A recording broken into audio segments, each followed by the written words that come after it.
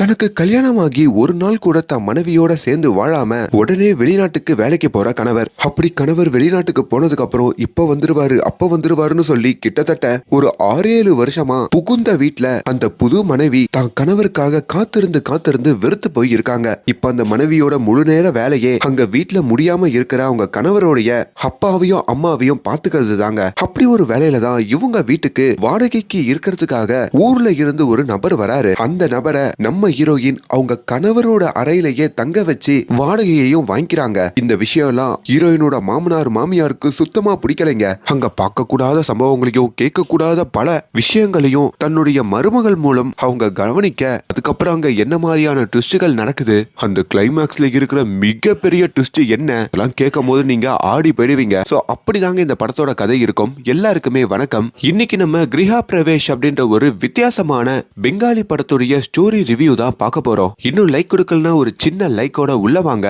By the வே, நான் கவின், நீங்க பாக்குறது நம்மளோட பிலிம் பை. கல்கத்தால எப்பவுமே இந்த அம்மன் பூஜை நடக்கிறது வழக்கங்க. வருஷமான அந்த அம்மன் திருவிழா நடக்கும். நீங்க நினைக்கிற மாதிரி கோயில்லையோ இல்ல வேற எதனா ஒரு இடத்துலயோ அந்த திருவிழா நடக்காது. ஒவ்வொரு வீட்லயும் அந்த திருவிழா நடக்கும். அதாவது ஒரு பெரிய வீடு இருந்தா அந்த வீட்டுக்குள்ள அம்மன் சிலையை கொண்டு வந்து வச்சு ஒரு 3-4 நாளைக்கு பக்கத்து வீட்டுக்காரங்க சொந்தக்காரங்களெல்லாம் வச்சு பூஜை பண்ணி அந்த திருவிழாவை கொண்டாடுவாங்க. முக்கியமா கல்கத்தால இருக்கிற பெரிய குடும்பங்கள்லாம் இதை பண்றது வழக்கங்க. சோ அப்படிப்பட்ட திருவிழா தான் இன்னும் கொஞ்ச நாள்ல நெருங்க போகுது. இப்போ அதே கல்கத்தால வாழ்ற ஒரு மிகப்பெரிய குடும்பத்தை காமிக்கிறாங்க. அந்த குடும்பத்துல ஒரு பெரியவர் இருப்பாருங்க. அதுக்கப்புறம் அந்த பெரியவருடைய மனைவி இருப்பாங்க. அது போக முனி அப்படின்ற மாதிரி அந்த வீட்டுல ஒரு வேலைக்காரர் இருப்பாரு. வேலைக்காரன்னு சொல்றதை விடவும் இந்த பெரியவருடைய வளர்ப்பு மகன் அப்படின்ற மாதிரி தான் சொல்லணும். கற்பனா இப்போ அதே வீட்டுல நம்ம ஹீரோயினான அப்பர்னா தூங்கிக்கிட்டு இருக்கிற மாதிரியும் காட்டுறாங்க. ஆமாங்க, நான் முன்ன சொன்ன பாத்தீங்களா, ஒரு மருமகள் கணவரை பிரிஞ்சு 7 வருஷமா புகுந்த வீட்டுல ஒவ்வொரு நாளும் கணவருக்காக காத்துக்கிட்டு இருக்காங்கன்ட்டு அவங்க தாங்க இந்த அப்பர்னா. அப்படி காத்திருந்து வெறுத்து போய் இது என்னடா ஒரு வாழ்க்கை அப்படின்ற மாதிரிதான் அப்பர்னா வாழ்ந்துகிட்டு இருக்காங்க.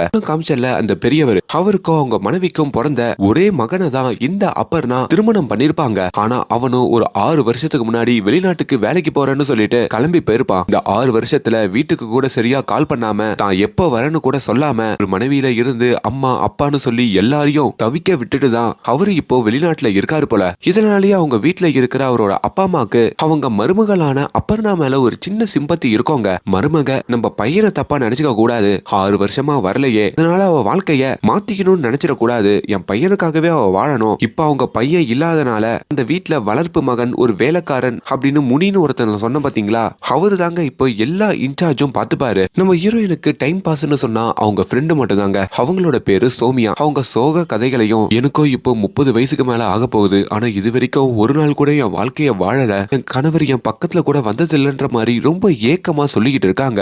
இன்னொரு வேலையில இப்ப ரொம்ப வயசானதுனால நம்ம ஹீரோயினுடைய மாமியார் இருக்காங்க பாத்தீங்களா, அவங்க இப்போ நடக்க முடியாம படுத்த படுக்கையில தாங்க இருப்பாங்க. நம்ம ஹீரோயின் தான் அவங்க மாமியார பாத்துக்க வேண்டி இருக்கும். அப்பதான் ஒரு சின்ன பிளாஷ்பேக்க காமிக்கிறாங்க. சும்மா மீசையையும் தாடியையும் வச்சுக்கிட்டு ஒரு சின்ன பையன் மாதிரி ஒருத்தர் சுத்தி வரான். இவன் தாங்க இந்த பெரியவரோட பையன், அதாவது ஹீரோயினுடைய கணவர். முதல் வாட்டி ஹீரோயினுடைய பேரை சொல்லி அப்பர்னான்னு ஒரு பொண்ணு, அந்த பொண்ணுக்கு அப்பா அம்மா எல்லாம் இல்ல, நீ அவளை கல்யாணம் பண்ணிக்கிறியான்ற மாதிரி இந்த பெரியவர் தான் பையன் கிட்ட கேட்டிருப்பாரு. அதுக்கும் அவன் ஓகேன்னு சொல்லிருப்பான். ஆனா அவன் அப்ப எடுத்த முடிவு இப்ப இந்த பொண்ணை எவ்வளவு பாடா படுத்துதுன்ற மாதிரியும் இப்ப அவங்க மாமனாரும் யோசிச்சு பார்த்துட்டு இருக்காரு. இனிமே ஒரு சின்ன விஷயத்த யோசிச்சு பாக்குறாங்க. அவங்களுக்கு கல்யாணம் ஆகி ஒரு நாள் தாங்க ஆயிருக்கும். ஆனா அதுக்குள்ளேயே ஹீரோயினுடைய கணவர் இருக்காரு பாத்தீங்களா, அவரு எனக்கு வெளிநாட்டுல ஒரு முக்கியமான வேலை வந்துருச்சு, அதனால நான் உடனே ஊருக்கு கிளம்பி ஆகணும், இன்னைக்கு நைட்டே நான் கிளம்ப போறேன்ற மாதிரியும் சொல்லுவாரு. ஹீரோயின் கணவரோட அப்பா அந்த பெரியவர் இருப்பாரு பாத்தீங்களா, அவருமே தான் பையனை உட்கார வச்சு என்னப்பா சொல்லிக்கிட்டு இருக்க, இப்பதானப்பா கல்யாணம் ஆயிருக்கு, பொண்ணு கனவோட வந்திருக்கமேப்பா, ஒரு வாரமாச்சு இருந்துட்டு அந்த பொண்ணையும் கூடவே கூட்டிட்டு போலாமேப்பா அப்படின்னு எவ்வளவு சொன்னாலும் அவரோ கேட்க மறுத்துட்டு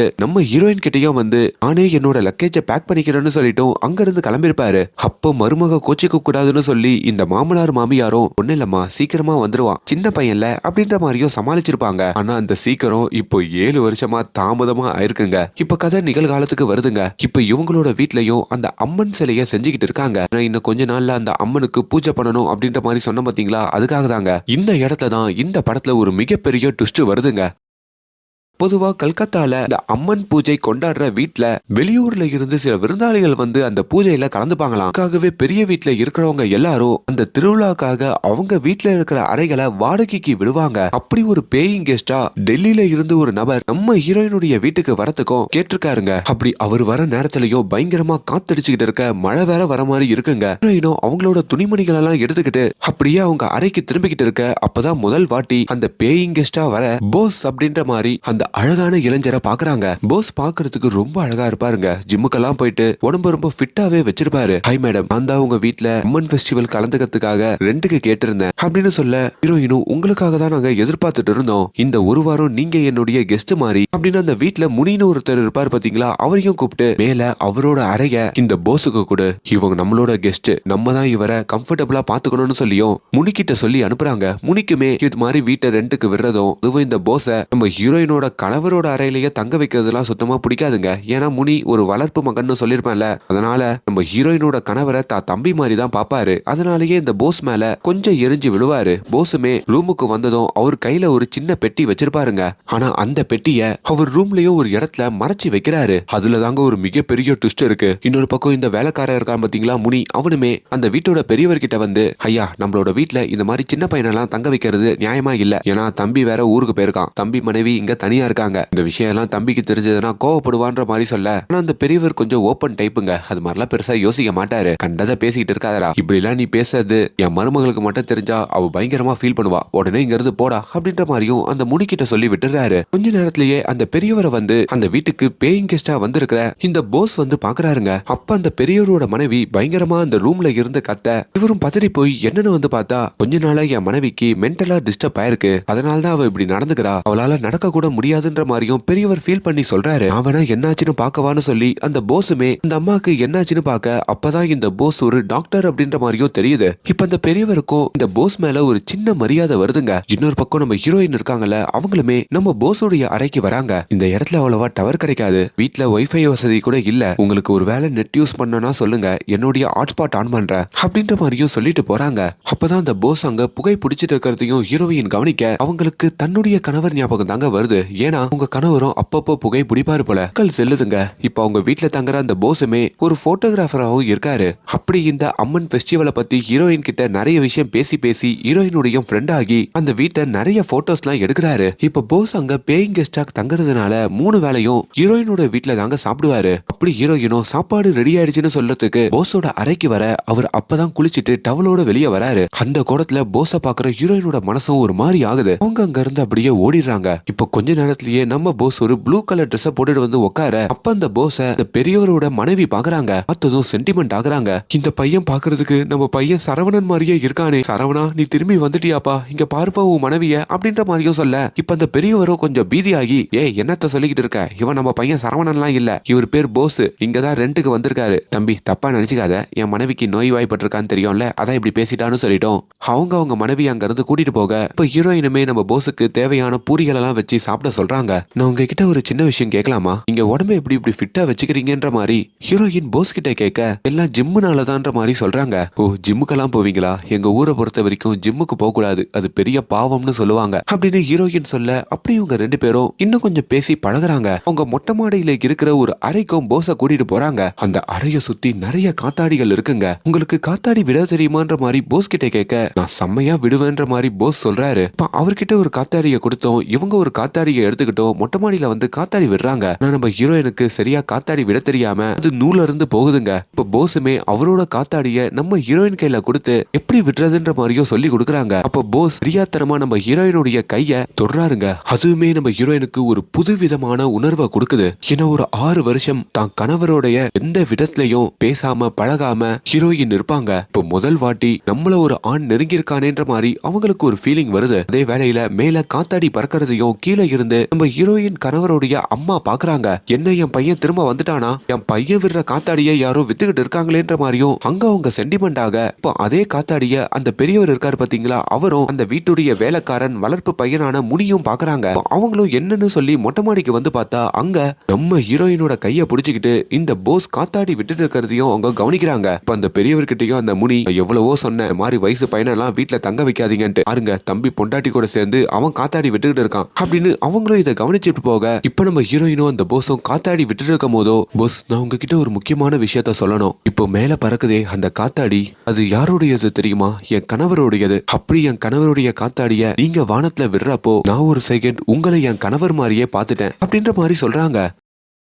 இதை கேட்டதும் போஸுக்கு ஒரு மாதிரி ஆகுதுங்க. அட என்னடா ஃப்ரெண்ட்லியா இந்த பொண்ணோட சேர்ந்து காத்தாடி விட்டா இவங்க இப்படி ஒரு வார்த்தையை சொல்றாங்களேன்னு சொல்லி அங்க டக்குன்னு கையெடுத்து அவரோட முகம் மாறுற மாதிரி காட்டுறாங்க. அதே வேளையில அந்த வீட்டுடைய அம்மா இருப்பாங்கல்ல, அதான் பெரியவரோட மனைவி, அவங்களும் உட்காந்து கதறி அழுகுறாங்க. அந்த வீட்டு வேலைக்காரியும் அவங்களுக்கு சாப்பாடு கொடுக்க அதை துப்பிட்டோம், இந்த வீட்டுல ஏதோ ஒரு தப்பு நடக்குது, என்னோட அலமாரியை யாரோ திறந்திருக்காங்க, இதுக்குள்ள இருக்கிற பொருட்கள் எல்லாம் யாரோ எடுத்திருக்காங்க, எனக்கு யாருன்னு தெரிஞ்சாகணும்ன்ற மாதிரியும் அவங்க கதறாங்க. இங்க ஹீரோயினும் அவங்களோட அறைக்கு வந்து ரொம்ப ஜாலியா இருக்கிற மாதிரி காட்டுறாங்க. இந்த 6-7 வருஷத்துல அவங்க இப்படி ஒரு ஜாலியா இருந்தது இல்லைங்க. நான் என் கணவருக்கு துரோகம் பண்றேனா, எனக்கு இன்னொருத்தர் மேல காதல் வந்துருச்சா, இதை எப்படி சொல்றது? 6 வருஷமா நம்ம கூட ஒரு நாள் கூட சேர்ந்து வாழாத, நம்மள பார்க்கவே வராத கணவரை பத்தியே நினைச்சுக்கிட்டு நம்ம வாழ்க்கையை ஓட்டணுமா, இல்லனா நமக்கு பிடிச்ச மாதிரி ஒரு புது வாழ்க்கையை அமைச்சுக்கிட்டு இதுக்கப்புறம் சந்தோஷமா வாழணுமா? நான் எதை முடிவெடுப்பேன்னு எனக்கு தெரியல. ஆனா இப்ப இந்த போஸோட இப்படி பழகிறது எனக்கு ரொம்ப பிடிச்சிருக்குன்ற மாதிரியும் அங்க அவங்க வெக்கப்பட்டுக்கிட்டு இருக்கிற மாதிரியும், ஆனா இன்னொரு பக்கம் போஸ் இருக்காரு பாத்தீங்களா,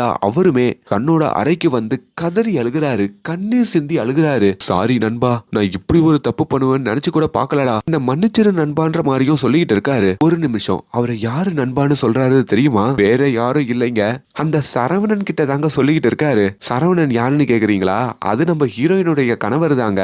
ஆக்சுவலி இந்த போஸ் யாரு தெரியுமா? இந்த சரவணன் இருக்காருல, ஹீரோயின் கணவர், அவருடைய பெஸ்ட் ஃப்ரெண்டு. டே மச்சான், என்னால என் வீட்டுக்கு போக முடியாதுடா, அப்படி போக முடியாத ஒரு சூழ்நிலையில நான் மாட்டிக்கிட்டேன், எனக்காக நீ என் வீட்டுக்கு போய் என் வீட்டுல இருக்கிறவங்க எல்லாம் எப்படி இருக்காங்கன்னு சொல்லி பாத்துட்டு வாடான்னு சொல்லிதான் இந்த போஸ அவர் ஃப்ரெண்டு இங்க அனுப்பியிருப்பாரு. அப்படி நண்பனுடைய குடும்பத்தை பாத்துட்டு போலான்னு வந்து இப்ப நண்பனோட மனைவியே நம்ம மேல காதல் வசப்பட்டுட்டாங்களேன்னு சொல்லி ஒரு கில்ட்டினஸ்ல தான் இப்ப இந்த போஸ் கதறி அழுதுட்டு இருக்காரு. அப்படி அந்த இடத்துல இந்த போஸ் ஒரு போட்டோவா பாக்குறாரு. அந்த போட்டோலையும் நம்ம ஹீரோயினும் அவங்களோட கணவரும் இருக்கிற மாதிரி இருக்குங்க. அதுல இருந்து ஹீரோயினுடைய கணவரை மட்டும் இந்த போஸ் எரிக்கிற மாதிரி காட்டுறாங்க. இது எல்லாத்துக்கும் முன்னாடி நீங்க நினைச்சு கூட பார்க்க முடியாத அளவுக்கு ஒரு ட்விஸ்ட் இருக்குங்க.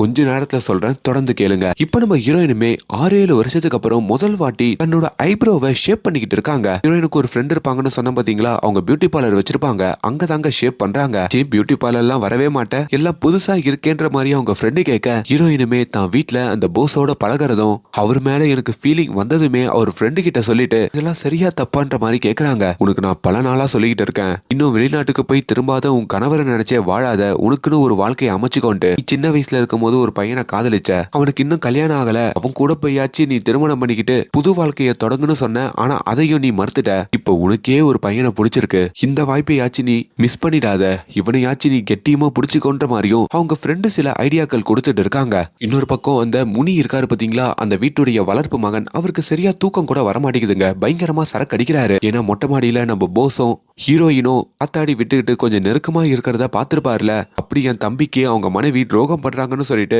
ஹீரோயின் கிட்ட அவரு அதெல்லாம் வெளிப்படுத்தாம நேரா போஸ் கிட்ட வந்து வெளிப்படுத்துறாரு. டேய் இங்க பாடுறா, இதுக்கு மேல இந்த வீட்டுல நீ ரெண்டுக்கு இருக்கணும்னு நினைச்சனா இந்த வீட்டுல இருக்கிற இந்த அப்பர்னா கூட நீ பேசவே கூடாது. உனக்கு சாப்பாடு வேணுமா, இல்ல படுக்கிறதுக்கு பாய் தலைக்காணி எது வேணும்னாலும் என்கிட்ட கேளு, இதுக்கு மேல அவங்க கிட்ட பேசினேன் நானே உன்னை கழுத்தை பிச்சு வெளியே தள்ளுவேன் அப்படின்ற மாதிரியும் கோவப்படுறாரு. இங்க அந்த வீட்டு பெரியவர் இருக்காருல, ஹீரோயினோட மாமனாரு, அவருமே ஹீரோயினை கூப்பிட்டு, மருமகளே உன் மேல நான் நிறைய மரியாதை வச்சிருக்கேன், ஆனா மொட்டை மாடியில நீ காத்தாடி விட்டது பெரிய தப்புமான்ற மாதிரி சொல்ல, காத்தாடி விட்டது தப்பான்ற மாதிரி ஹீரோயின் கேட்க, நீ காத்தாடி விட்டு இருந்தா தப்பு இல்ல, ஆனா நீங்க 2 பேரும் சேர்ந்து காத்தாடி விட்டதுதான் எனக்கு பிடிக்கலன்ற மாதிரி சொல்றாரு. இதுக்கு ஹீரோயினுமே எனக்கு பிடிச்ச மாதிரி ஒரு நாள் கூட நான் வாழக்கூடாதா அப்படின்னு தான் மாமனார்கிட்டையும் கேட்டுட்டு அங்கிருந்து கிளம்புறாங்க. அப்பதான் அந்த பெரியவருக்குமே தான் மருமக இந்த போஸ விரும்புறாளோ அப்படின்ற மாதிரி ஒரு பயம் வருதுங்க.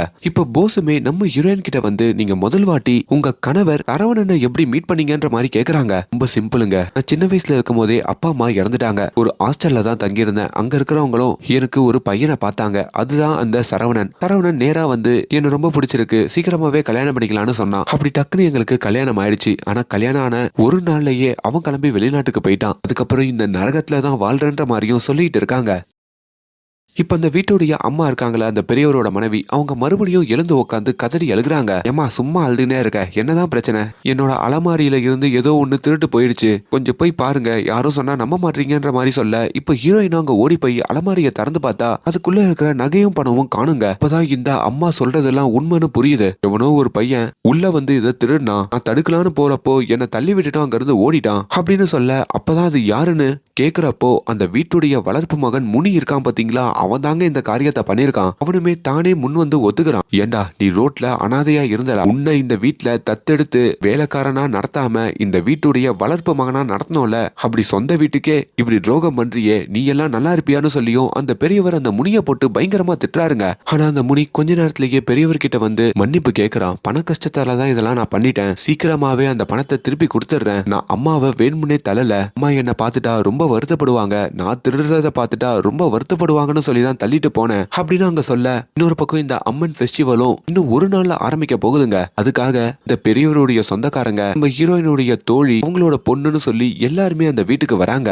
போஸ் இருக்காரு பாத்தீங்களா, அவர் ஒரு லேப்டாப்ல உட்காந்து ஏதோ ஒரு வீடியோ பார்த்துட்டு இருக்காருங்க. அதுல 2 ஆண்கள் கொஞ்சம் நெருக்கமா இருக்கிற மாதிரி இருக்கு. இப்போ அந்த லேப்டாப்ப இந்த வீட்டுடைய பெரியவரும் பார்க்க அவருக்கு ஒரு மாதிரி திக்குன்னு ஆயிடுது. அப்படி ஒரு வீடியோவெல்லாம் இந்த வீட்டுல யாரு பாக்குறான்ற மாதிரியும் யோசிக்கிறாரு. இப்ப விடிஞ்சா அந்த திருவிழா ஆரம்பிக்க போகுதுங்க. இப்ப நம்ம ஹீரோயினுக்குமே இந்த போஸ் ஒரு கிஃப்ட கொடுக்கறாரு. அது ஒரு சென்ட்டுங்க. இப்ப அந்த சென்ட்டையும் நம்ம ஹீரோயின் நடிச்சு பார்க்க அது ஒரு மண் வாசனை மாதிரி அப்படி ஒரு மனம் கொடுக்குது. அவங்க ஃப்ரெண்டு கிட்டயும் நான் இந்த போஸ் கிட்ட சொல்லியிருந்தேன், எனக்கு மண் வாசனை ரொம்ப பிடிக்கும்ட்டு. என் கணவர் கூட எனக்கு பிடிச்சதை இது வரைக்கும் பண்ணதில்ல, ஆனா இந்த போஸ் பண்றாருன்னு சொல்லியும் பேசாம அவர்கிட்ட நான் என் காதலை வெளிப்படுத்த போறேன்ற மாதிரியும் ஃப்ரெண்டு கிட்ட ஐடியா கேக்குறாங்க. லேட் பண்ணாம இன்னைக்கு நைட்டே வெளிப்படுத்திடுன்ற மாதிரி அவங்க ஃப்ரெண்டு சொல்ல, அப்படி நம்ம ஹீரோயின் அவங்க வீட்டுக்கு வராங்க. போஸோட அறைக்கும் வந்து உங்ககிட்ட நான் தனியா பேசணும் அப்படின்னு சொல்லி இப்ப போஸோடைய பெட்ல வந்து உட்காடுறாங்க. நம்ம வெளியே போய் பேசலாமே அப்படின்ற மாதிரி போஸ் கேட்க, கொஞ்சம் வாங்கன்னு சொல்லியும் அவரை பெட்ல உட்கார வச்சுட்டு, கிட்டத்தட்ட 6-7 வருஷமா நான் இந்த வீட்டுல பல தனிமைகளை அனுபவிச்சிருக்கேன், என் கணவர் திரும்பி வருவாரெல்லாம் தெரியல, ஆனா அப்படி வந்தாலும் உங்களை தாண்டி என்னால யோசிக்க முடியல. ஆமா போஸ், நான் உங்களை காதலிக்கிறேன்ற மாதிரியும் சொல்ல வர, ஆனா போஸுமே ஹீரோயினா அதை சொல்ல விடாம தடுக்கிறாரு. ஆக்சுவலி நானும் உங்ககிட்ட ஒரு முக்கியமான விஷயத்த சொல்லுங்க.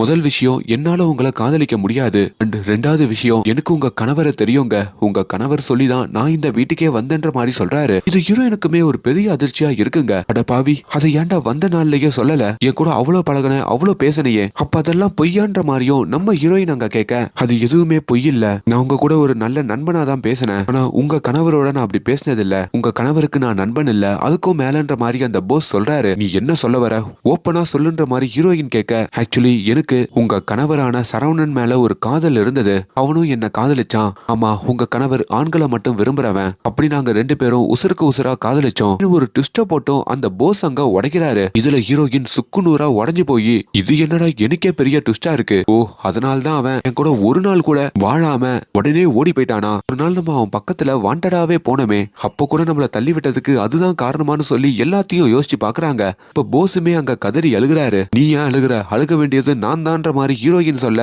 இப்ப என் கணவர் எங்க இருக்காருன்ற மாதிரியும் ஹீரோயின் கேக்குறாங்க. உங்க கணவர் இதுக்கு மேல உசுரோட இல்ல, உங்க கணவர் வெளிநாட்டுக்கு வேலைக்கெல்லாம் போகல, அவன் நம்ம நாட்டுக்காக போர்ல பங்கெடுக்கிறதுக்கு தான் போயிருந்தான், அப்படி போர்ல போயிட்டு அவனோட உசுரையே தியாகம் பண்ணிட்டான், ஆமா இப்போ நம்ம சரவணன் நம்ம கூட இல்ல அப்படின்ற மாதிரியும் போஸ் சொல்றாரு. இது நம்ம ஹீரோயினால தாங்கிக்கவே முடியலைங்க. ஹீரோயினாலையும் இங்க என்ன முடிவெடுக்கிறதுன்னு புரியாம அவங்க வாழ்க்கையே போச்சேன்ற மாதிரியும் சின்ன பின்னமாகி உடஞ்சு அழுகுறாங்க. அப்பதான் போஸ் ஹீரோயின் கிட்டயும் வந்துட்டு, நம்ம 2 பேருமே ஒரே போட்ல தான் இருக்கோம், உங்ககிட்ட நான் ஒரு உண்மையை சொல்லவா, சரவணன் என்ன காதலிக்கிற சமயத்துல அவனுக்கு திருமணம் ஆனது என்கிட்ட மறைச்சிட்டான், நான் இந்த வீட்டுக்கு சரவணனுடைய அப்பா அம்மாவை பார்க்கறதுக்கு தான் வந்தேன், ஆனா இங்க வந்து பார்த்தாதான் அவனுக்கு ஒரு மனைவி இருக்காங்கன்னு சொல்லி எனக்கு அதுவே ஒரு பேரதிர்ச்சியா இருந்தது அப்படின்னு எல்லாத்தையுமே அங்க ஹீரோயினுக்கு சொல்லி புரிய வைக்கிறாரு. அவ்வளவுதாங்க, ஹீரோயினோட வாழ்க்கையே நொறுங்கி போன மாதிரியும், இதுக்கப்புறம் அவங்க என்ன பண்றதுன்னே தெரியாம பாத்ரூம்ல உட்கார்ந்தும் கதறி எழுதுறாங்க. இப்ப அடுத்த நாள் காலையில அம்மன் ஃபெஸ்டிவலும் ஆரம்பிக்குதுங்க. ஹீரோயின் அங்க ஒரு வெள்ளை புடவை கட்டிட்டு வந்து, எங்க வீட்டுல ஒரு துக்க விஷயம் நடந்துருச்சு, அதனால இந்த ஃபெஸ்டிவல் இப்ப நடக்காதுன்னு சொல்லிட்டோம், அங்க வந்த சொந்தக்காரங்க எல்லாம் வெளியே அனுப்ப, அப்ப அந்த வீட்டுடைய பெரியவரும் அந்த அம்மாவும் பாக்குறாங்க. என்ன நடந்ததுன்ற மாதிரி கேட்க, அது நான் சொல்ல முடியாது அப்படின்னு அந்த போஸையும் கூப்பிட்டு, நீயே சொல்லு, உன் ஃப்ரெண்டுக்கு என்ன ஆச்சுன்னு நீயே சொல்லுன்ற மாதிரியும் அவரை சொல்ல, அப்படி போஸுமே சரவணன் போய் சேர்ந்த விஷயத்தையும் அங்க அவங்க அப்பா அம்மா கிட்ட சொல்றாரு.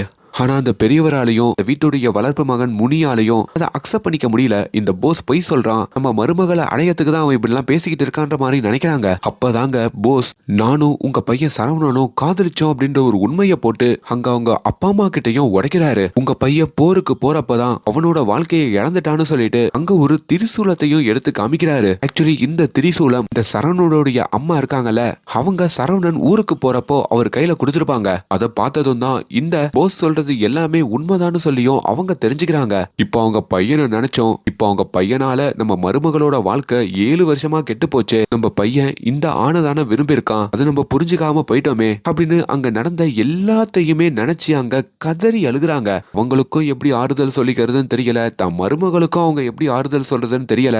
அதுக்கப்புறம் தாங்க அந்த போஸ் ஒரு பெட்டியை கொண்டு வந்திருப்பார்ல, அந்த பெட்டியில இன்னொரு விஷயமும் இருக்குங்க. அது அவங்க பையனான சரவணனுடைய சாம்பலுங்க. அதை ஒரு சின்ன ஜார்ல போட்டு அவரு வச்சிருக்காரு. அதையுமே அவங்க அப்பா அம்மா கிட்ட ஒப்படைக்க நான் இதை கொடுக்கறதுக்கு தான் உங்க வீட்டுக்கே வந்தேன், ஆனா இங்க அவ்வளவு பெரிய குழப்பம் வந்துருச்சுன்ற மாதிரியும் சொல்றாரு. இப்ப அதையுமே அவங்க எல்லாரும் குடும்பத்தோட வாங்கி கரைச்சிட்டு தன்னோட பையனுக்கு அஞ்சலி செலுத்துற மாதிரியும், அதுக்கப்புறம் அந்த குடும்பமே நொறுங்கி போய் உக்காந்து இருக்கிற மாதிரியும், இதுலயே சில மாசங்கள் கடக்கிற மாதிரியும் அங்க காமிக்க, சில மாசங்கள்ல கொஞ்சம் கொஞ்சமா எல்லாரும் இந்த விஷயத்துல இருந்து வெளியே வராங்க. அவங்க எல்லாருக்குமே நம்ம ஹீரோயினுக்கு மட்டும் ஒரு நல்ல வாழ்க்கை அமையலையே, அவ வாழ்க்கை இப்படி ஆயிடுச்சுன்ற மாதிரியும் கஷ்டப்பட்டுக்கிட்டு இருக்க. அப்பதான் நம்ம ஹீரோயினுடைய வீட்டு காலிங் பெல்ல மர்ம நபர் வந்து அடிக்கிறாரு. இவங்களும் திறந்து பார்த்தா அதுல அவங்களுக்கு ஒரு பேரதிர்ச்சி இருக்குங்க. அந்த மர்ம நபர் யாரும் இல்ல, நம்ம ஹீரோயின் சின்ன வயசுல இருக்கும் போது ஒரு பையனை காதலிச்சிருப்பாங்க. ஹீரோயினுடைய ஃப்ரெண்டு கூட நீ அந்த பையனையே திரும்ப கல்யாணம் பண்ணிக்கலாம்ல அப்படின்ற மாதிரி சொல்லிருப்பாங்கல்ல, அந்த பையன் தாங்க இப்ப நம்ம ஹீரோயினை தேடி வந்திருக்கான். அப்படி அவன் வந்து நீ என்ன திருமணம் பண்ணிக்கிறியான்ற மாதிரி கேட்க, இப்ப நம்ம ஹீரோயினுக்கு ஒரு நல்ல வாழ்க்கை அமையற மாதிரி இந்த படத்தோட கதை முடியுதுங்க. ஒரு வித்தியாசமான படம் பார்க்கணும்னு நினைக்கிறவங்க கண்டிப்பா இந்த படத்தை பெங்காலியில ட்ரை பண்ணி பாருங்க. ஏன்னா பெங்காலியில மட்டும் தான் அவைலபிளா இருக்கு. அண்ட் மேலும் இந்த மாதிரியான வீடியோஸை தொடர்ந்து பார்க்கறதுக்கு நம்மளோட சேனலை சப்ஸ்கிரைப் பண்ணுங்க. Thank you so much.